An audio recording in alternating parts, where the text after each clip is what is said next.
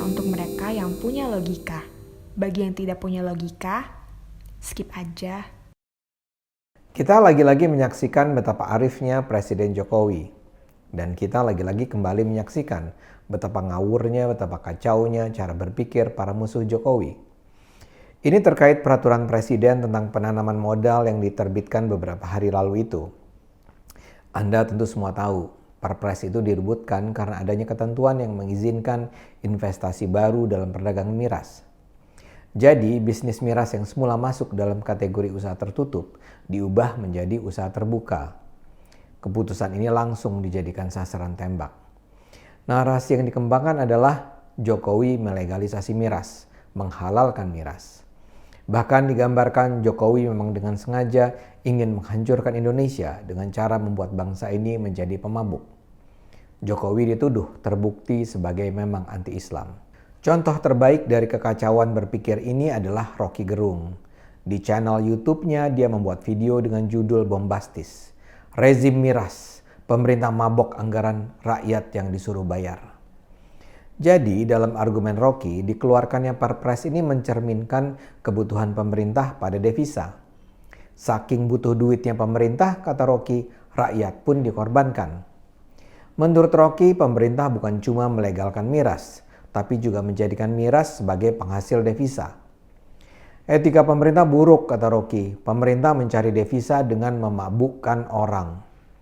Rocky menganggap kebijakan miras itu sebagai bentuk ketamakan pemerintah mengeruk uang rakyat. Pemerintah nggak masuk akal, katanya. Pemerintah dompetnya kosong lalu ambil dompet rakyat. Pemerintah cari jalan pintas. Ini memperlihatkan keretakan otak pemerintah. Yang meracau bukan cuma Rocky, tapi juga bosnya di Koalisi Aksi Menyelamatkan Indonesia alias KAMI. Organisasi yang beberapa waktu lalu tiarap karena diduga terkait dengan rencana upaya kerusuhan di Jakarta ini tiba-tiba saja terdengar kembali suaranya. Kami mengeluarkan surat resmi yang ditandatangani Gatot Nurmantio, Din Syamsuddin, dan Rohmat Wahab. Mereka meminta agar pemerintah membatalkan pemberian izin investasi minuman keras di Bali, NTT, Papua, dan Sulawesi Utara. Kalau permintaan itu sih wajar. Namun mereka sempat-sempatnya menyatakan bahwa pemberian izin investasi miras itu menunjukkan pemerintah menjadi pihak yang secara langsung berkeinginan agar masyarakat Indonesia menjadi masyarakat pemabuk.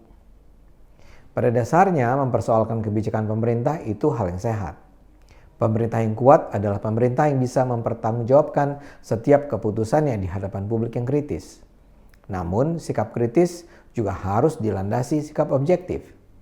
Kritik baru berarti bila dilandasi oleh kejujuran.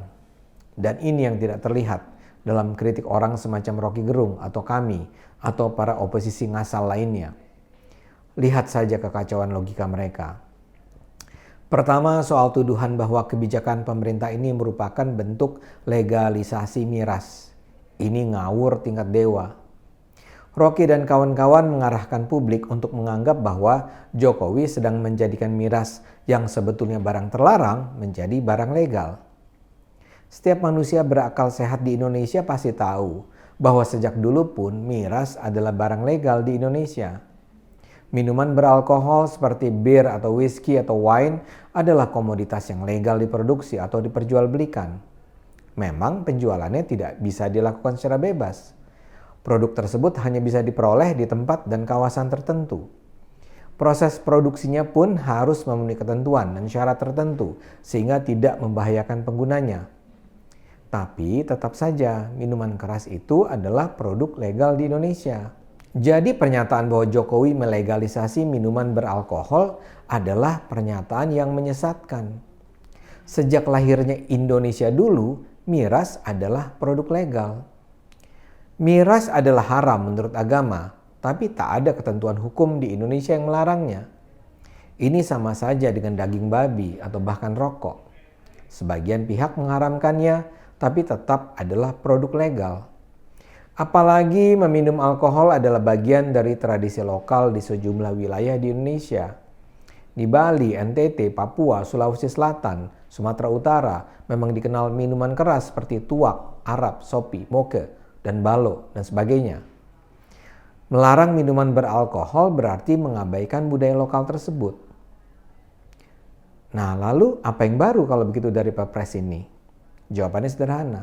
Seperti dikatakan di awal, melalui aturan baru ini, usaha miras yang selama ini diposisikan sebagai usaha tertutup, kini dijadikan usaha terbuka. Jadi selama ini sudah tidak diizinkan lagi ada investasi baru.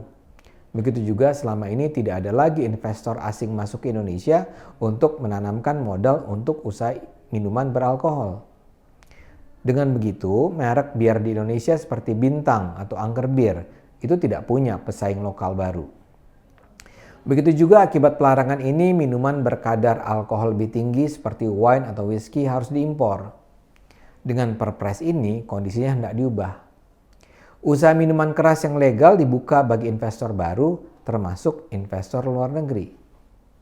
Penjelasan ini membawa saya pada bantahan kedua. Rocky menuduh pemerintah kekurangan duit, sehingga harus mengeruk duit rakyat. Ini lagi-lagi kacau. Kebijakan ini jelas dilakukan untuk menarik investasi, alias mengeruk duit investor, bukan mengeruk duit rakyat. Salah satu yang sekarang menjadi semakin penting dipertimbangkan adalah industri pariwisata. Kita mengharapkan kedatangan turis asing untuk bisa menjadi salah satu komponen penting dalam perolehan devisa ke Indonesia. Selain itu ada pula kaum profesional dari berbagai negara yang menjadi bagian dari kehadiran investasi asing di Indonesia. Bagi sebagian, bahkan mungkin sebagian besar dari mereka, minuman beralkohol adalah kebutuhan. Minuman yang mereka sukai tentu adalah minuman yang lazim mereka konsumsi di negara asal mereka. Nah, minuman-minuman dengan brand transnasional selama ini harus diimpor. Minuman keras seperti gin, brandy, tequila, martini, semua dijual di Indonesia, tapi tak ada satupun yang diproduksi di dalam negeri. Kalau perusahaan-perusahaan itu kini diizinkan masuk berinvestasi untuk berproduksi di Indonesia, secara ekonomi itu jelas akan menghemat devisa ketimbang kalau kita harus mengimpor produk-produk mereka. Keuntungan ekonomi juga akan diperoleh seandainya ada investor yang bersedia mengembangkan usaha minuman keras lokal yang selama ini dikembangkan secara rumahan. Ini misalnya berlaku di keempat wilayah yang memang semula ditetapkan sebagai area yang diizinkan dimasuki oleh investor di bidang usaha minuman beralkohol. Jadi pembukaan investasi jelas akan mendorong ekonomi lokal. Bahkan sangat mungkin daerah-daerah tersebut menjadi wilayah pemasok produk ekspor minuman beralkohol khas wilayah mereka ke luar negeri. Tapi dari semua tuduhan Rocky dan kawan-kawan, yang terburuk adalah soal Jokowi mencari devisa dengan membuat mabuk orang. Mengizinkan investasi minuman keras nggak bisa dong dianggap mendorong orang untuk bermabuk-mabukan. Dan ini harusnya dipahami oleh Rocky sebagai orang yang suka minum minuman beralkohol. Kandungan alkohol masing-masing minuman jelas berbeda-beda. Kandungan alkohol bir misalnya hanya 5%, anggur maksimal 12%. Sementara minuman keras lainnya bisa taruhlah 40-50%. Minuman beralkohol memang memiliki potensi membahayakan kesehatan, bisa memabukkan dan menciptakan ketergantungan. Tapi harus juga diingat bahwa walaupun minuman keras berpotensi membahayakan kesehatan, dampak negatifnya juga bisa dihindari kalau si pengguna bisa mengendalikan diri. Ini yang menyebabkan dari semua pengguna minuman beralkohol, hanya minoritas kecil yang menjadi pemabuk atau alkoholik. Sisanya hidup normal dan bahkan produktif. Sebagai ilustrasi saja deh, jumlah pengguna minuman beralkohol jauh lebih tinggi di negara-negara industri maju daripada negara-negara industri yang kurang maju.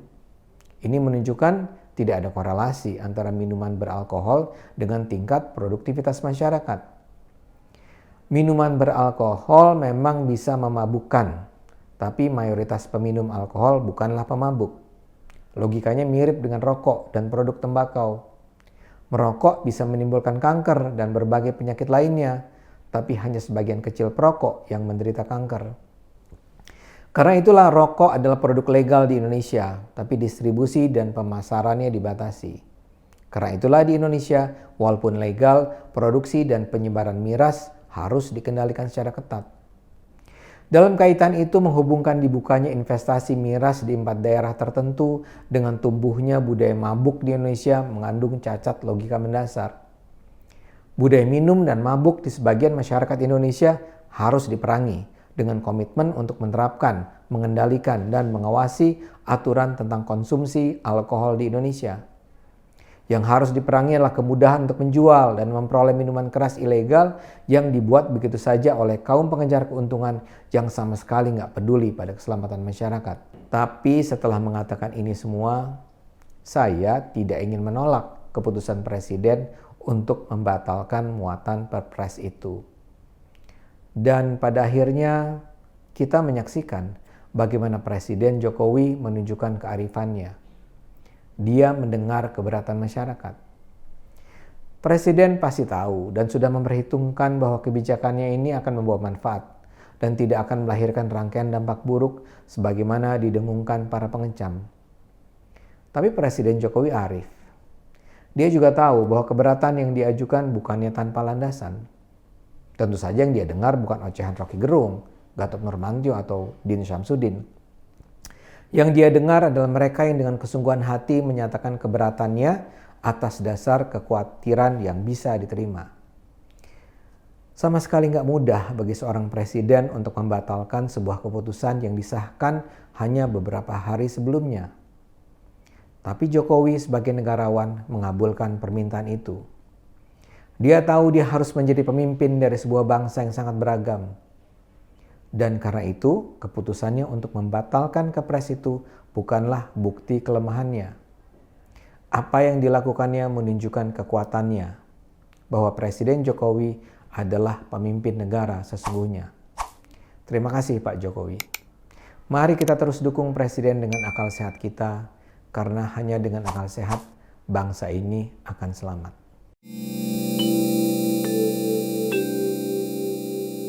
Video ini hanya untuk mereka yang punya logika. Bagi yang tidak punya logika, skip aja.